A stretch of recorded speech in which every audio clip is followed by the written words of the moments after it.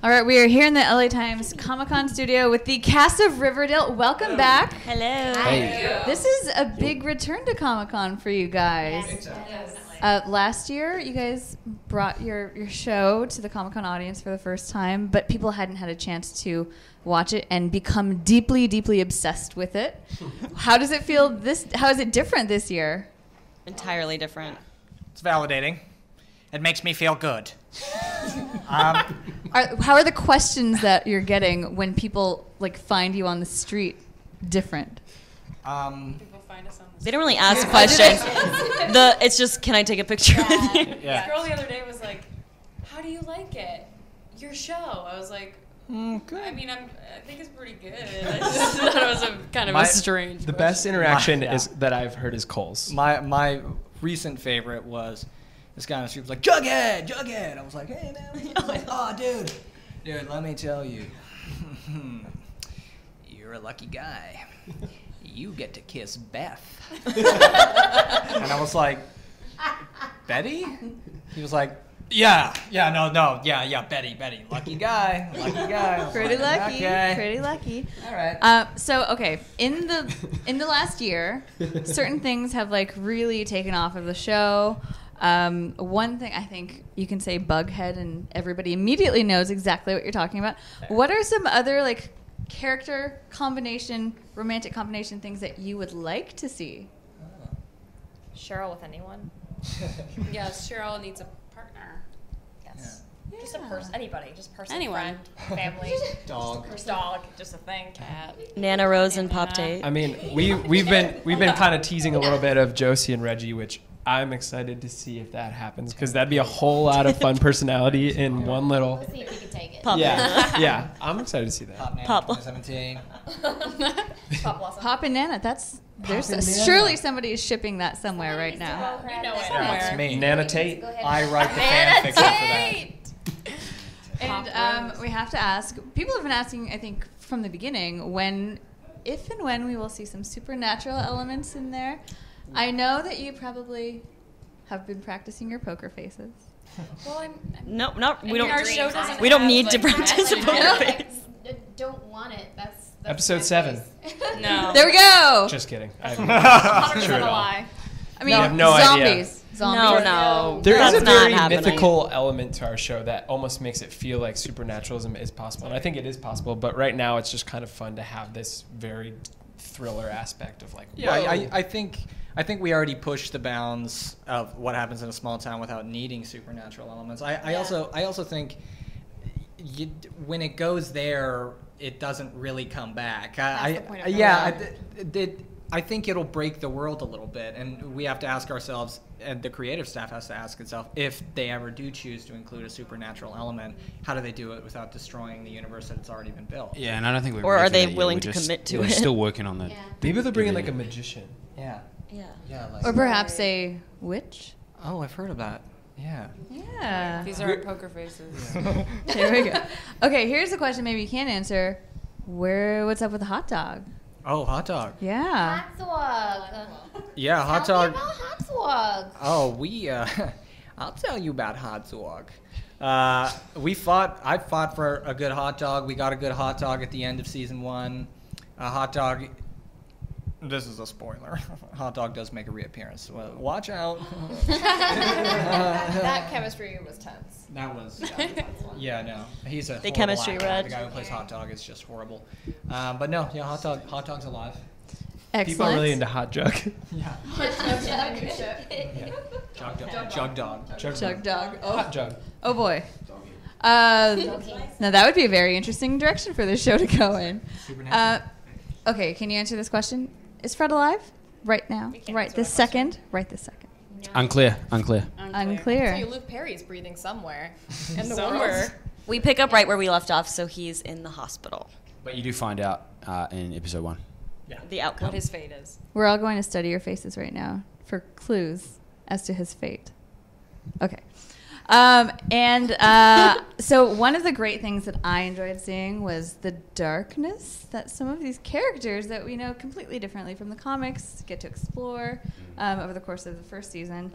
And we have some amazing moments like Dark Betty, as I call her. Yes. Cheryl is already dark, So so many you know. moments. Born dark with the demons. Born dark. Who among you, your characters, would you like to see go even darker? And which character should everybody be most worried about? Archie. Kevin. Most worried about Archie. Archie. I think Kevin, I want to see him go darker. Definitely, And yeah. Archie, we should be worried about. Yeah, agreed. I think I agree. I agree. Why so? I Why agree. is that? I agree. I've been wanting Archie to go a bit darker as well, just because I think it's just interesting, and I think as an actor, I want to be challenged in that way. And when I first read that first episode of season 2, it was finally what I kind of needed, and it's challenging, and I was anxious, and but yeah, it's a great opportunity. I would like you all to maybe take us through where we can expect your characters individually to be. Because that's the great thing about the show. It's so rich. Everybody has so much to explore. Mm-hmm. So where should we expect to see you all at the start of season 2? In sad places. Yeah. Yeah. Yeah, it's not a lot of bright happiness going on in Riverdale. Yeah, until you get to Pops and you drink a milkshake and just... Sugar Take high. your cares away. Yeah. Sugar. I mean, for Archie at the start, it's obviously Fred being shot changes everything with him. It's like a little, like a flick of a switch in his brain where he's in complete like beast mode now. He's after whoever had shot his old man. So, yeah, that is a completely different side that we haven't seen yet. Paranoia, too. I feel Yeah, Yeah. yeah, 100%. For Cheryl, she ends the end of the season wanting to take her own life, and then it accidentally happening, and then Archie saving her and her realizing maybe I don't want to do this, and so she burns her house down in like a statement to let her mom know that she's taking back the reins and that her mom needs to watch out because there's going to be trouble. And then at the start of the next season, she's fully taking the reins and she's chewing her mom a new one. For Kevin, I think he definitely has gone through this breakup. And I think the first few episodes he's kind of pretending like he's okay, and then I think he kind of pops and he's confused and figuring out who he is and how he's going to deal with that and what his relationship is with all these people sitting here and his family. And he kind of goes into this little place of just being lost, and that's really fun to and scary to explore, and really great and important. So I think that's kind of where Kevin is.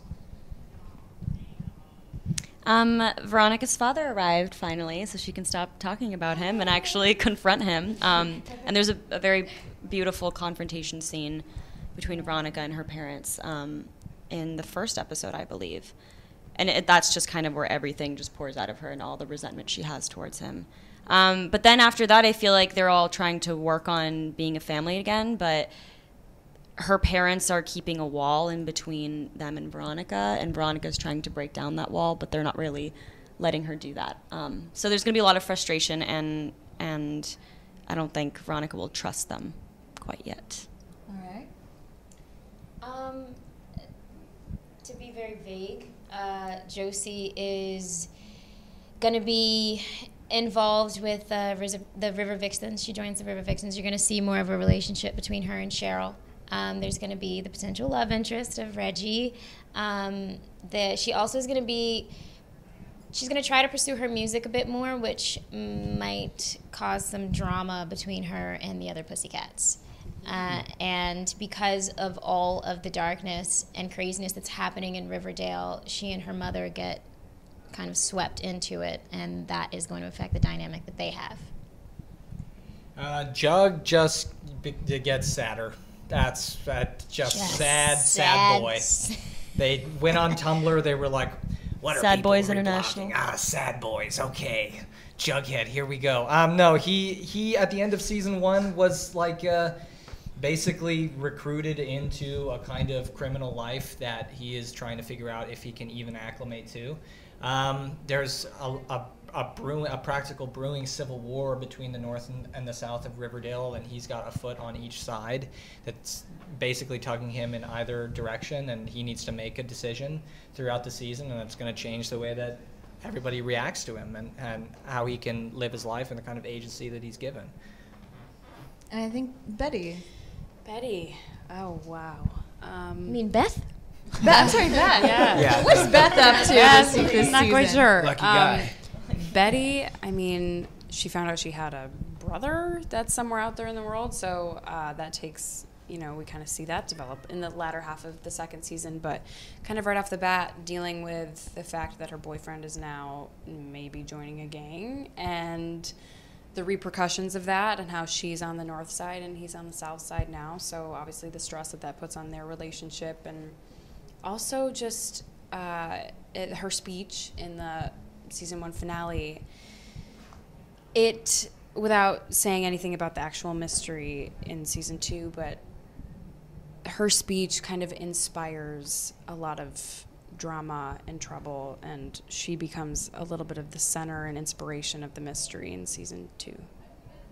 So along the course of this first season, as you guys have gotten so deep into these characters and really exploring some really real issues and experiences, have you then had a chance to sort of give your feedback back to your own producers about what you'd like to see, what's important to you, after interacting with your fans, what you find is important to them?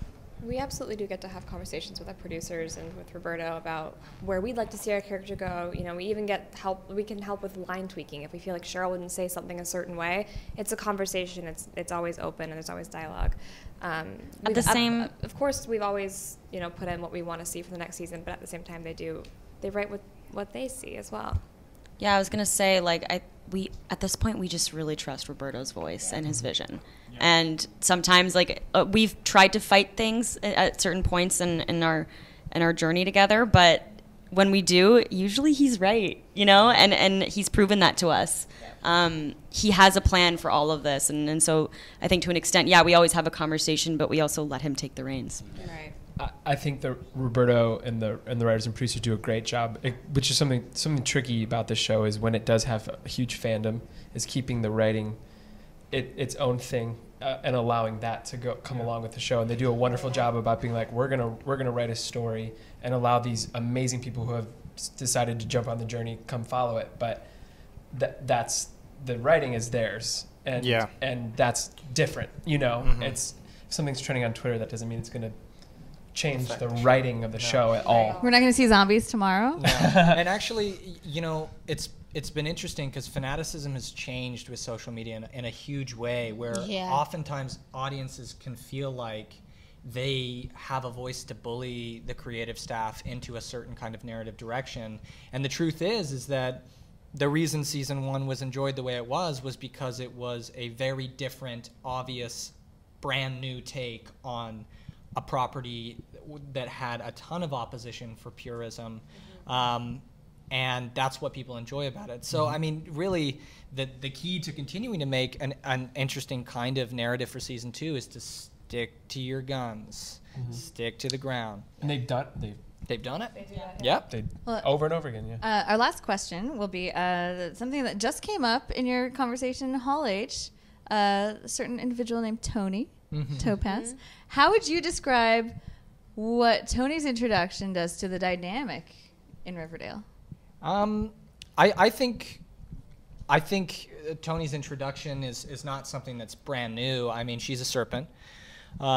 She becomes a kind of peer mentor for Jughead, and it's not really certain whether she's more of like a siren welcoming Jughead into a kind of worse side of himself, or whether she's an ally in a dark place. But she's a cool character. She's strong.